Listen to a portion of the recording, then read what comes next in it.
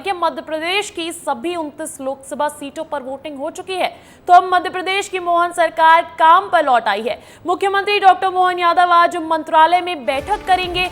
CM अलग अलग विभागों के आला अफसरों के साथ बैठक करने वाले हैं। ये इस वक्त की बड़ी खबर है। अब जो है मध्य प्रदेश की सभी 29 लोकसभा सीटों पर 4 चरणों के साथ ही लोकसभा मतदान की प्रक्रिया संपन्न हो गई थी और अब मोहन सरकार का फोकस है मध्य प्रदेश पर। अब मध्य प्रदेश की मोहन सरकार काम पर लौट आई है। मुख्यमंत्री डॉक्टर मोहन यादव आज मंत्रालय में करेंगे बैठक। सीएम अलग अलग विभागों के आला अफसरों के साथ बैठक करेंगे। इस खबर पर अधिक जानकारी के साथ जुड़ गए हैं हमारे ब्यूरो चीफ श्याम सिंह तोमर। श्याम जी, लोकसभा चुनाव खत्म हो गए हैं, सीएम के दौरों का सिलसिला अभी भी जारी है, लेकिन उसी बीच मोहन सरकार की ये बैठक, क्या जानकारी है इस बैठक पर? कह रही है कि भले ही मध्य प्रदेश में चुनाव पूरा हो गया है, देश में 5 चरण पूरे हो गए हैं, बाकी चरण होना है, फोकस वहाँ भी बना रहेगा, लेकिन फोकस अपने घर पर भी तो करना होगा।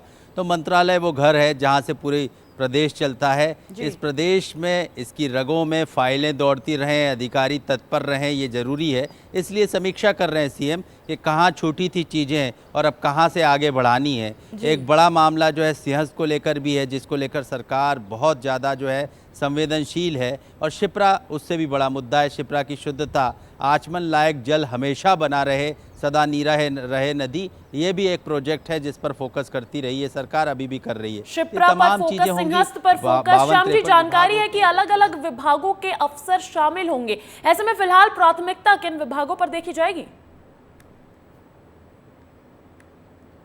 देखिए, सीधी सी बात है, सामान्य प्रशासन विभाग हो, जीएडी जो है उसको कहते हैं। इसके अलावा जनता से जुड़े स्वास्थ्य बहुत महत्वपूर्ण है, प्रदेश का विकास बहुत महत्वपूर्ण है, इन पर फोकस रहेगा। चंद दिन बचे हैं आचार संहिता खत्म होने को, उसके बाद जो है तेजी से काम हो प्रदेश में, ये ज़्यादा ज़रूरी है। इसलिए ये समीक्षाएं, ये बैठकें अभी से बहुत कर लेनी चाहिए, ताकि उस समय जो है ये न रहे कि अब बैठक करेंगे, अब आगे बढ़ेंगे। अभी बैठक, आगे बढ़ेंगे, आचार संहिता के बाद विकास तेज होगा। तो कोई देरी प्रदेश सरकार नहीं करना चाह रही है। बहुत बहुत शुक्रिया श्याम जी तमाम जानकारी के लिए। देखिए, लोकसभा चुनाव के लिए मध्य प्रदेश के सीएम मोहन यादव लगातार दौरे कर रहे हैं। मध्य प्रदेश के साथ साथ सीएम डॉक्टर मोहन यादव कई प्रदेशों के दौरे कर चुके हैं, जहां उन्होंने कई सभाएं की हैं, कई रोड शो किए हैं, कई प्रत्याशियों के नामांकन में वो खुद शामिल हुए हैं। इतना प्रचार प्रसार करने के बाद भी मुख्यमंत्री डॉक्टर मोहन यादव की मांग अभी भी खत्म नहीं हुई है। आने वाले चरणों में भी सीएम मोहन यादव के कई दौरे प्रस्तावित है, उस पर यह रिपोर्ट दिखाते हैं आपको। मध्य प्रदेश के मुख्यमंत्री डॉक्टर मोहन यादव अब तक 7 राज्यों में 15 से अधिक चुनावी सभाएं और रोड शो कर चुके हैं। इन राज्यों में उत्तर प्रदेश, बिहार, दिल्ली, महाराष्ट्र, राजस्थान, हरियाणा और छत्तीसगढ़ शामिल हैं। इनमें से यूपी एक ऐसा राज्य है जहां उन्होंने सर्वाधिक सभाएं और रोड शो किए हैं। आइए एक नजर सीएम मोहन यादव के चुनावी दौरों पर। 15 मई को हरियाणा के रोहतक का दौरा किया सीएम ने।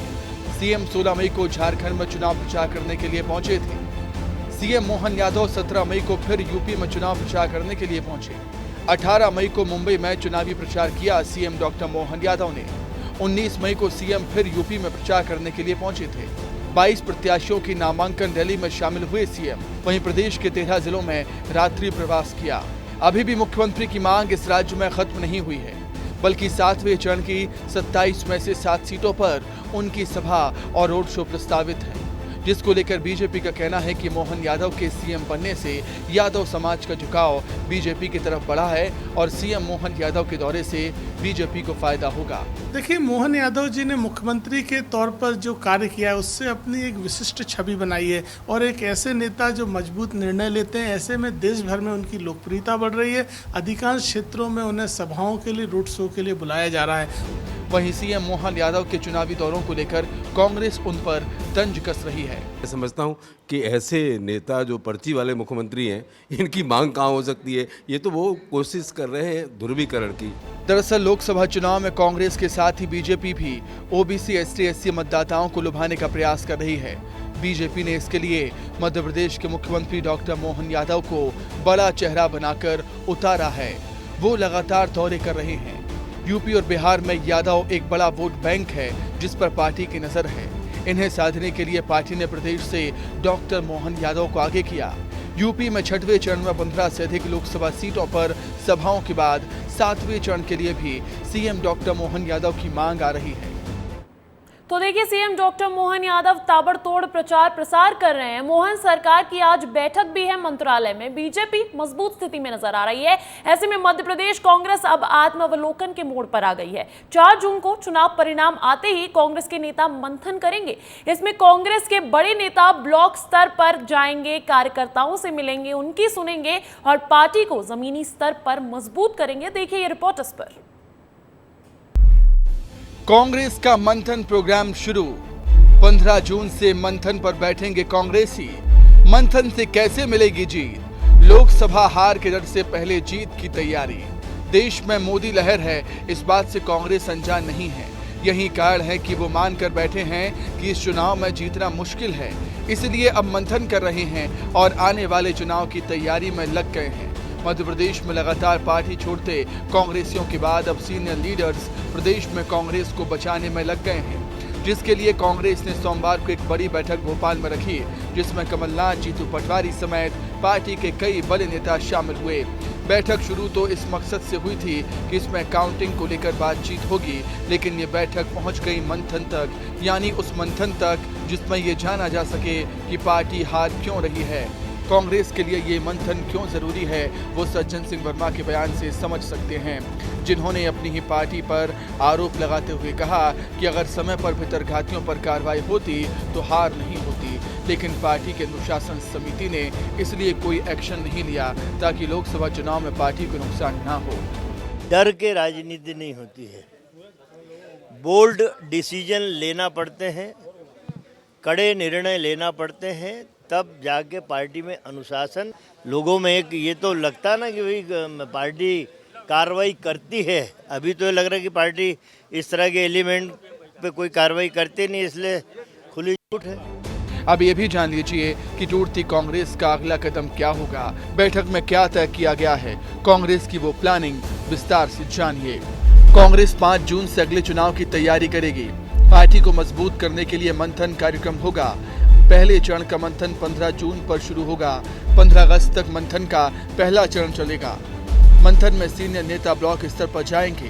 कांग्रेस नेता कार्यकर्ताओं से जाकर मुलाकात करेंगे। पहले चरण के मंथन के बाद जिले स्तर पर बैठक की जाएगी। उसके बाद एक वर्कशॉप भी होगी, जिसमें संगठन में क्या क्या बदलाव की जरूरत है वो तय किया जाएगा। कांग्रेस सुबह महिलाओं को जोड़ने का काम करेगी। अगले 10 साल का रोड मैप तैयार करेगी। लेकिन इन सब तैयारियों के बीच कांग्रेस अब भी वो बात नहीं मान रही कि उनके नेता पार्टी क्यों छोड़ रहे हैं।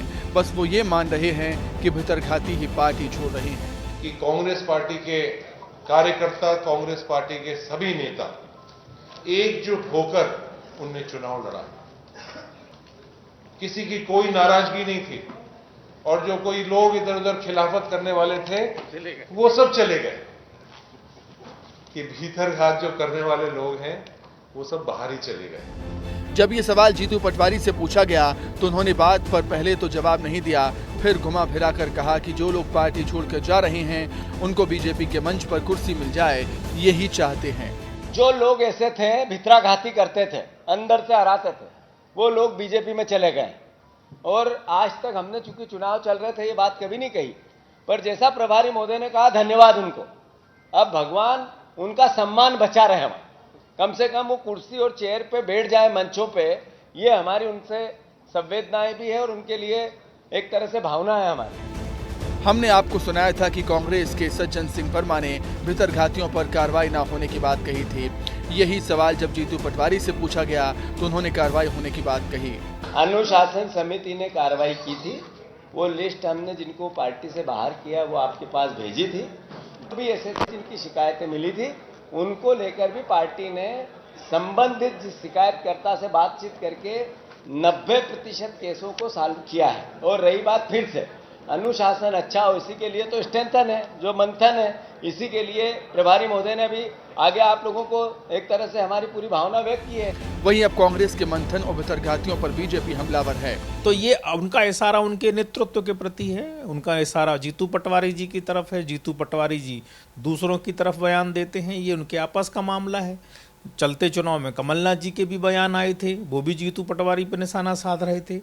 तो कांग्रेस का घमासान है। मैं बार बार कहता हूं, कांग्रेस में घमासान जोरों पर है, भड़ास निकालने का समय उनका आया हुआ है। यही करने वाले पर एसी में बैठ के करेंगे, भले ही चुनाव देश भर में चल रहा हो। कांग्रेस भले ही मंथन कर रही हो, लेकिन कांग्रेस के बड़े नेता कमलनाथ केवल 20 मिनट ही रुके। 20 मिनट बाद वो बैठक छोड़कर चले गए। दिग्विजय सिंह बैठक में ऑनलाइन जुड़े, यानी जब पार्टी के बड़े नेताओं को कार्यकर्ताओं में विश्वास जगाने के लिए सामने आना चाहिए, तब कांग्रेस के नेता मीटिंग से दूर भागते हैं। ब्यूरो रिपोर्ट, विस्तार न्यूज। देखिए, मध्य प्रदेश सरकार के पूर्व मंत्री और कांग्रेस के वरिष्ठ नेता सज्जन सिंह वर्मा ने अपनी ही पार्टी से तीखे सवाल पूछे हैं। सज्जन सिंह वर्मा ने पार्टी को छोड़कर जाने वाले और लोकसभा चुनाव में कांग्रेस का नुकसान करने वाले नेताओं और पार्टी को लेकर बड़ी बात कही है। समझिए इस रिपोर्ट से। डर के राजनीति नहीं होती। ये भड़ास बैठक है। बीजेपी ने कोई कसर छोड़ी नहीं। 2023 विधानसभा चुनाव में शिकस्त खाने के बाद कांग्रेस ने कहा था कि लोकसभा का चुनाव और मजबूती से लड़ेंगे, लेकिन लोकसभा चुनाव में भी कांग्रेस को लग रहा है कि पार्टी उतनी मजबूती से नहीं लड़ पाई जितनी जरूरत थी। कांग्रेस की सबसे बड़ी समस्या मौजूदा दौर में पार्टी को एक बनाए रखने की है। डर के राजनीति नहीं होती है।